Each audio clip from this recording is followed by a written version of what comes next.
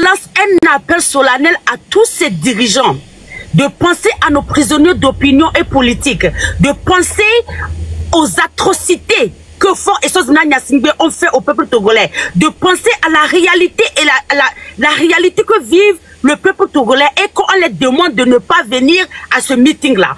Moi, en tant que Aïcha Abdoulaye, en tant qu'activiste, je demande à ces gens-là, à ces panafricains-là, de ne pas répondre à l'invitation de Faure et Sozina Gnassingbé parce qu'il n'est pas un panafricain, il ne définit pas la réalité de ce que eux ils sont en tant que panafricains dans leur pays. Faure et Sozina Gnassingbé torture, Faure et Sozina Gnassingbé condamne, Faure et Sozina Gnassingbé sont à la chasse des enfants, Sozina Gnassingbé fait mal aux femmes, aux enfants, le droit de l'homme est bafoué.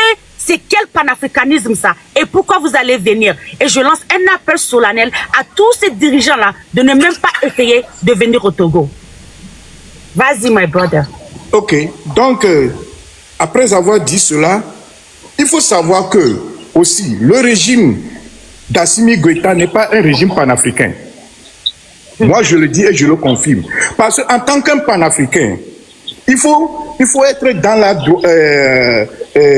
dans la législation de la justice. Parce que être panafricain, c'est avoir cette justice divine, sociale, et de l'utiliser en bonne échéance. Parce que tu ne peux jamais prendre un être humain, kidnapper un être humain, envoyer dans un pays que tu sais que les droits humains sont bafoués. Que arriver là-bas, tu ne sais pas ce qui va arriver à cet être humain. Les opposants, les partis politiques se sont bafoués au Mali, dans le pays de l'AES. Et qu'est-ce qu'il prévoit en tant qu'être panafricaniste ou bien panafricain? Il n'y a rien de panafricanisme là-bas. Il n'y a rien de panafricanisme. Comme venait de définir mon frère,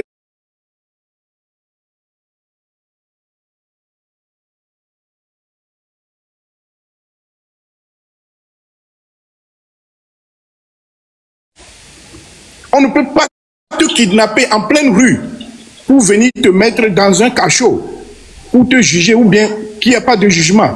Et tes proches parents ou bien tes proches familles vont te chercher avant de venir te retrouver dans un cachot. Qu'est-ce qu'il y a de panafricanisme dans cette situation? Il n'y a rien. Dans un pays panafricaniste, il faudrait que l'application des droits humains, on te convoque et tu réponds à la convocation. La justice doit être appliquée.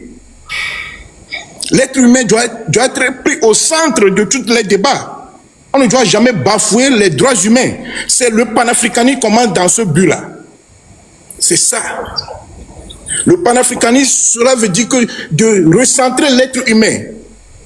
Le panafricanisme ne veut pas dire que nous sommes tous les Africains, donc l'Africain est considéré comme panafricaniste. Même le blanc peut être panafricain. Exactement. C'est comme ça. Un Asiatique peut être panafricain quand il respecte les idéaux d'être humaniste. C'est comme ça.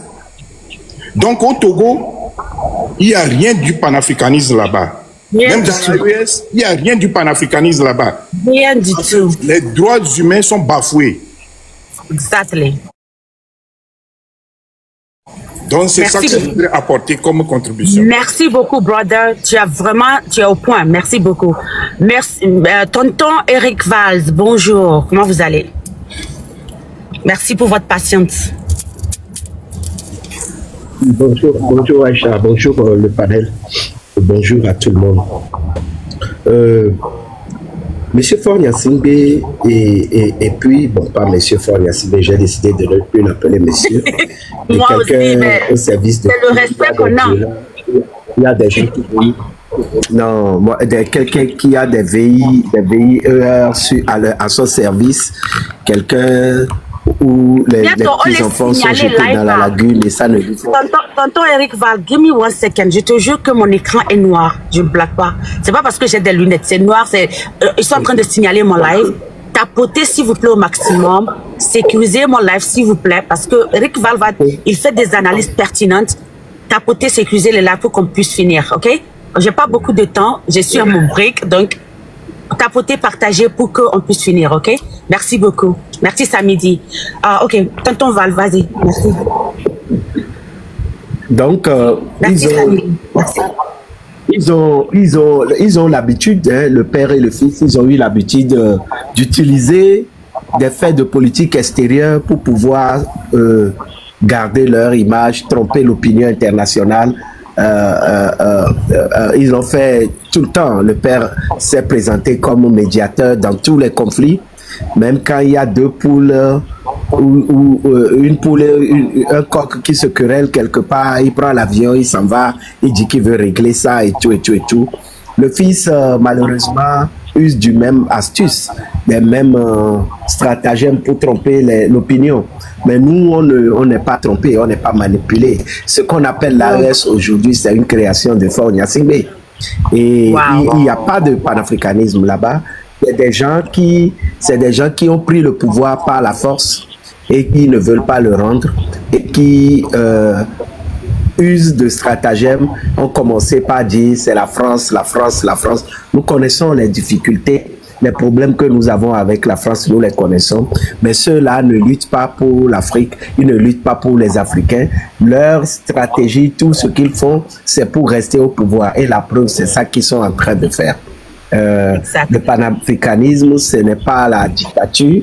Le panafricanisme, ce n'est pas les assassinats.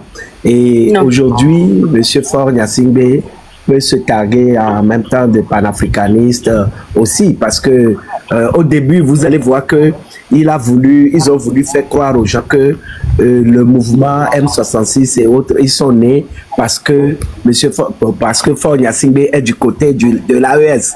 Et c'est la France qui est en train de nous manipuler. C'était le premier discours qu'ils ont voulu faire croire aux gens. Après, comme ça n'a pas marché, on voit que lui-même aujourd'hui, il est avec la France pour organiser un soi-disant sommet pour la paix. En RDC, il veut en même temps organiser quelque chose, un sommet pour le panafricanisme au Togo. Et vous allez voir, il n'est jamais concerné par les problèmes du Togo. Il ne s'en occupe jamais. Il est tout le temps en train de montrer à l'opinion qu'il est quelque chose. Le Togo, c'est un petit pays qui ne représente pas grand-chose économiquement sur la sous-région. Mais quand il s'agit des problèmes politiques, c'est le Togo qui s'agite à gauche, à droite. Pourquoi? Parce que les dirigeants du Togo ont besoin de soigner leur image à l'international pour pouvoir rester au pouvoir. Les Ghanéens ne font pas autant d'activisme politique. Le Nigeria, qui est un géant de la sous-région, ne s'occupe pas de ce genre de choses. Les dirigeants nigérians et les dirigeants ghanéens, les dirigeants ivoiriens, ils sont intéressés à s'occuper des problèmes de leur pays. M. Faure Gnassingbé est intéressé à bluffer l'opinion internationale pour se faire passer par un homme indispensable, un homme de paix et tout et tout. C'est faux. Cela ne trompe personne. Nous n'allons pas nous laisser avoir par ça et nous devons tous rester vigilants. Ceux qui veulent croire en lui comme un panafricain, c'est tant pis pour eux. De toute façon, il ne trompe personne. Nous sommes droits dans le bottes. Nous allons lutter. C'est pareil hein, pour tous ceux qui racontent aujourd'hui France-Afrique, France-Afrique. Et je vous le dis, ils ne maîtrisent rien du sujet. Ils ne connaissent rien de ça. Ils ne maîtrisent pas le sujet. Ils ne connaissent rien de ça. Ils en parlent juste parce que ça fait du buzz, parce qu'ils veulent détourner l'attention. Et c'est pareil pour Faure Gnassingbé aussi. Nous devons rester focus. Nous devons montrer à l'opinion, nous l'avons fait déjà, nous avons tout ce que nous avons fait dès le début jusqu'à maintenant, ça a montré à l'opinion que nous avons affaire à un dictateur sanguinaire, quelqu'un qui ne veut pas quitter le pouvoir.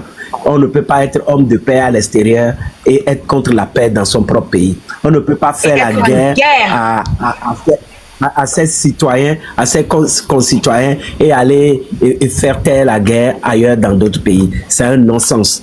Et nous allons travailler tous les jours pour mettre ça à la connaissance de l'opinion internationale. Merci beaucoup, j'ai un peu trop parlé. Merci à vous tous. Non, merci beaucoup, Eric Val. J'adore tes analyses pertinentes et poignante. Merci beaucoup, ça me va droit au cœur. Je veux, Samedi, votre avis, parce que j'ai je voulais aborder 4 thématiques, si je peux, je sais pas si c'est possible, mais je veux d'abord dire à Foïsos Nanyasingbe et son pouvoir qu'il ne peut pas nous berner, il ne peut pas se moquer de notre intelligence, il ne peut pas aussi berner l'opinion internationale et se dire que lui, il est un panafricain, il n'est pas un panafricain, il n'a rien de panafricain. Donc, c'est avec ça, cette thématique-là que j'ai commencé. Qu'est-ce que vous avez à dire, monsieur Samidi? Merci à tous les panélistes. Bonjour ou bien bonsoir Romarikson, Eric Valls et puis l'autre ami qui est là, je n'arrive pas à lire, Brut. Merci Aïcha pour ton travail de conscientisation. Je suis juste monté pour dire aux Togolais de ne pas être complexés quand on parle du panafricanisme. Parce que dans notre histoire, nous avons eu, l'Afrique a eu l'un des présidents qui a démontré ce que c'est que le panafricanisme. C'était Sylvanus Olympio. Il a contribué à la naissance de l'OIA et c'est l'un des seuls présidents qui a anticipé sur la souveraineté des Africains. Et ça, c'est ce qui leur a coûté la vie en voulant créer la monnaie unique. Ceci étant dit, qui des Burkinabés, je ne sais pas, des Maliens ou d'autres Africains peuvent nous donner la leçon? Et je ne sais pas, donc nous devons, quand ces gens viennent, rappelons-leur seulement notre histoire, le combat du peuple togolais à travers son premier président. Donc, comme le disait quelqu'un, Ford veut seulement bluffer l'opinion internationale parce qu'il ne sait plus à quel sein se vouer et il trouve de toutes ces superficies pour pouvoir manipuler les gens. Et malheureusement, ce qui est triste, nos frères qui se disent panafricains, quelqu'un tout à l'heure parlait en parlant d'humanisme. Comment pouvez-vous être panafricain sans avoir un tout petit peu d'humanité en vous? Voilà, le panafricanisme, c'est la solidarité. Et comme le disait quelqu'un, on n'a pas besoin même d'être africain pour être panafricaniste. Nous avons vu dans le cours de l'histoire des Blancs, des gens qui ont épousé cette cause et qui sont venus même sur le sol africain faire des combats, lutter pour cet idéal. Donc les gens, c'est l'inculture politique et historique. Parce que les gens ne savent même pas de quoi ils parlent. Et voilà pourquoi, à juste titre, certains les nomment des panafricains. Donc, je pense qu'on doit être serein et nous, on se focus sur notre pays. Et je pense que le moment venu, nous allons ressusciter la vision de notre premier président Sylvanus Olympio, qui avait montré, qui a monté l'exemple et qui restera, comme je l'ai dit, dans l'histoire, dans l'un des précurseurs du panafricanisme moderne, comme nous le connaissons aujourd'hui, et qui est repris par toutes les langues. Donc, soyons sereins, on va tout faire pour le 8, empêcher ce sommet de la honte, comme on l'a fait dans les précédentes tentatives, il ne peut prouver personne. Et je pense que ce sera un échec encore puissant pour ce régime. Donc je vous remercie. Monsieur Sanidi, je vous invite à rester. Je vous invite à rester parce que je veux que vous donniez votre... Oui. Non, je voulais juste que tu dises... Attends, je voulais juste que tu dises un mot pour le peuple togolais. Pourquoi ils doivent sortir le 8 décembre? Dis-moi ce que tu penses et je vais passer la parole à Eric Vars, Broder et Romain. Je dis normalement, on n'a même plus besoin d'expliquer au peuple togolais. Quand vous regardez votre condition de vie, votre condition, c'est ce qu'on appelle, je pense c'est Malraux ou bien qui avait écrit, la condition humaine. Est-ce qu'on peut accepter ça? Ce qu'on nous réserve. Le Togolais est devenu la risée du monde entier. Vous n'avez plus de dignité. On vous refuse de parler. On vous refuse même de chuchoter. Qu'est-ce qui vous reste? On vous affame. On vole votre argent. Ce que le peuple doit comprendre, comme le disait quelqu'un, ou bien que ces gens-là, normalement, devaient être des serviteurs du peuple, des employés du peuple. C'est le peuple qui est souverain. L'argent qu'ils volent aujourd'hui, qu'ils utilisent contre le peuple, c'est le travail de mon oncle au village, de ma tante qui est au marché, de ceux qui paient, le contribuable. Et cette minorité s'accapare de tous nos biens d'abord. D'abord, la richesse, comme vous êtes né dans une famille, un de vos frères prend l'héritage de votre famille. Et vous allez faire quoi? Vous allez abdiquer? On prend le bien commun et on l'utilise. Et c'est ce que, comment il s'appelle, Abossi appelait la servitude volontaire. La question aujourd'hui, est-ce que les Togolais veulent continuer à vivre dans la servitude volontaire?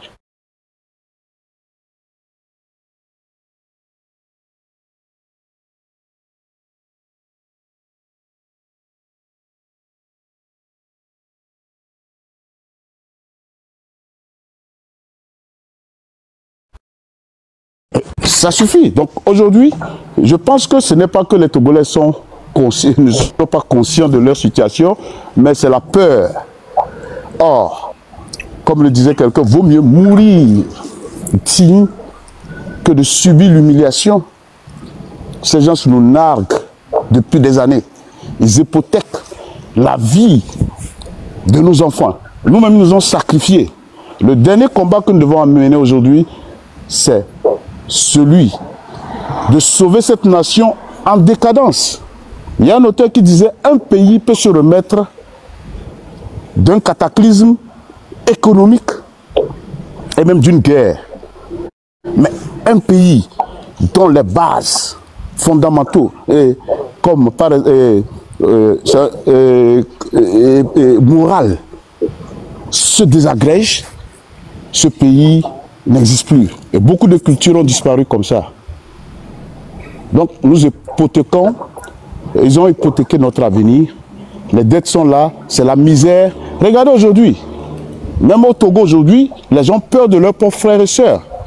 Non pas parce qu'ils ne sont plus des frères, mais à cause de la misère, à cause de la déshumanisation. Ton propre frère peut te tuer, les gens poisonnent aujourd'hui, parce qu'ils ont faim.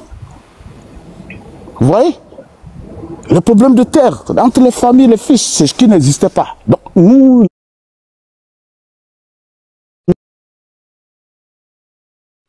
Donc, merci beaucoup. Merci je vous encourage, continuons dans ce sens.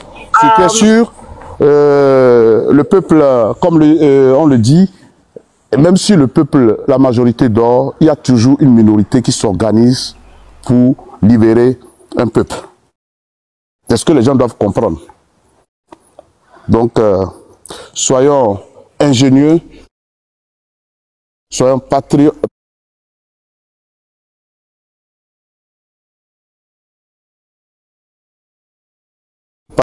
Patriotes, avec un esprit patriotique, et je pense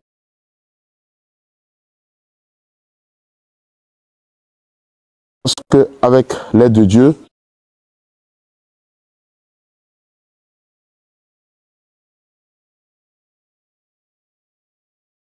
nous allons pouvoir,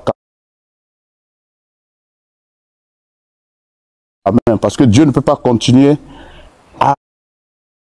à laisser ce temps à ces criminels. Le peuple souffre, vous voyez, le peuple souffre. Et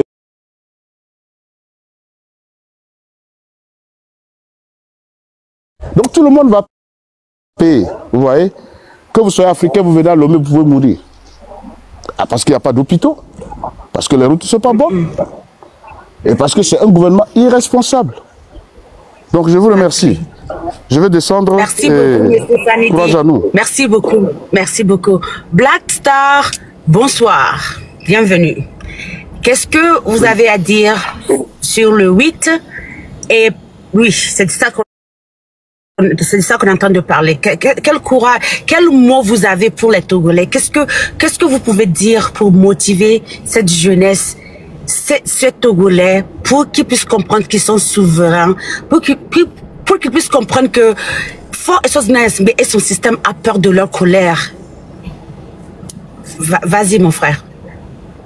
Merci, Madame Aïcha Abdoulaye.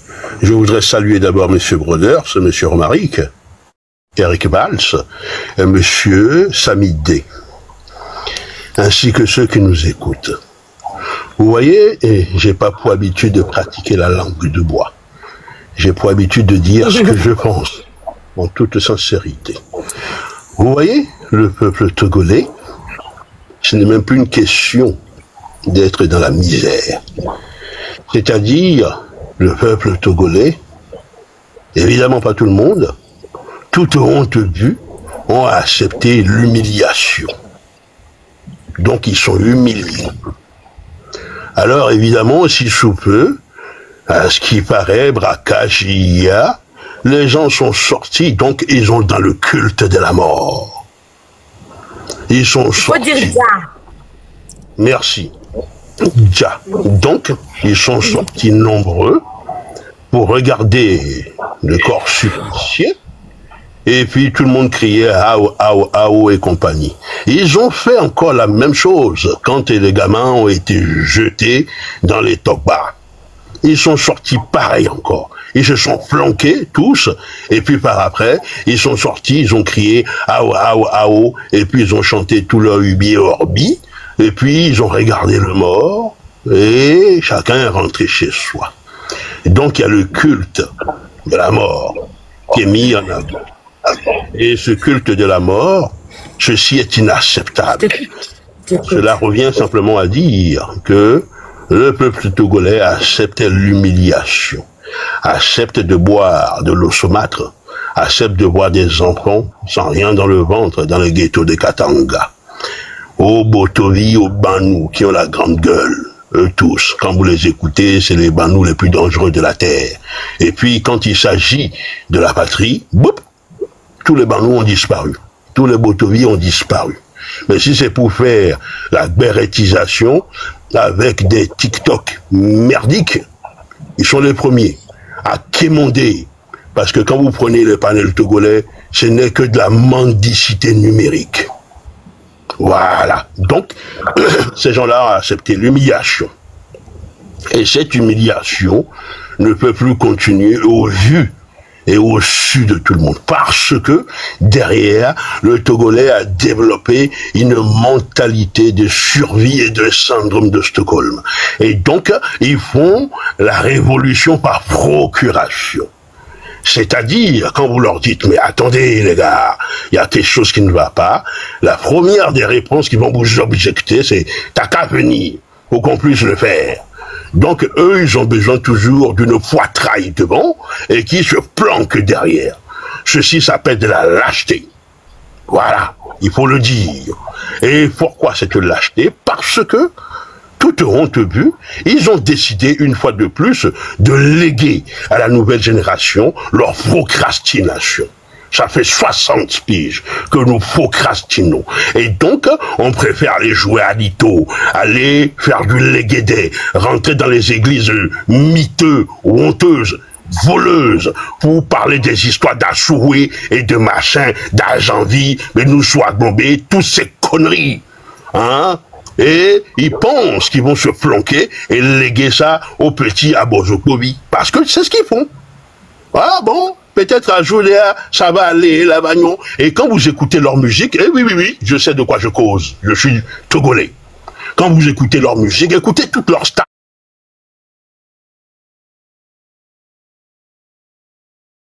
Avec toute leur musique.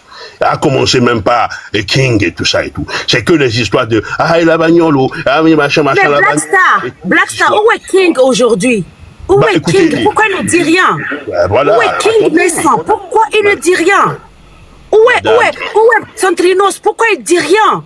Où est les Toufans? Pourquoi ils ne disent rien? Où sont-ils lorsque le Togo a besoin d'eux? Ce ne sont que l'arbre qui cache la forêt.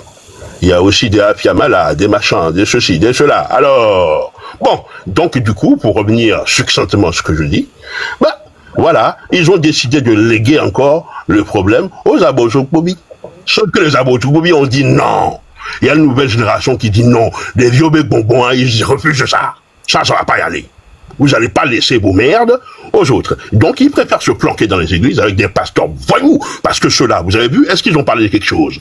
Sans compter toutes les religieux, les machins, tout ça et tout. Ils sont tous de mèche. OK? Les corps intermédiaires, les avocats, hein, les notaires, et tout ça. Alors, donc... Je suis là, hein. Continuez de parler, je suis là. Il y a lieu de constater quelque chose qui est simple. C'est-à-dire, il y a une petite minorité, et évidemment, les opposants, les zanzanzans, même les rondons, le ceci, cela, oui, et la pierre, la machin, ah bon? Vous fêtez des agbogozans, des haïsans, temps dans un pays où les gens ne peuvent pas manger et vous faites croire aux gens que vous faites l'abondance. Non mais donc il y a lieu de faire un état général. Monsieur Black, est-ce que je peux vous poser une question? Je vous en prie, allez-y, monsieur. Je vous vois très sévère envers le peuple. Ma question, est-ce que vous ne pensez pas que c'est le système soixantenaire qui a mené cette situation? Vous voyez, les gens ne peuvent pas. Vous voyez, le Togo est le seul pays qui est dirigé par une dictature depuis 60 ans. Donc, vous devez quand même comprendre que ça ne peut que laisser des séquelles. Hein? Et donc, moi, j'aurais aimé quand même que nous puissions aborder, et en psychanalysant vraiment le peuple togolais. C'est vrai que c'est un peuple qui est traumatisé. Vous avez parlé du syndrome de Stockholm, tout ça. Et donc, c'est un peuple qui n'a connu que la violence. Et ça aussi, il faut l'admettre. Je ne sais pas une excuse. Je n'excuse pas le peuple. Oui.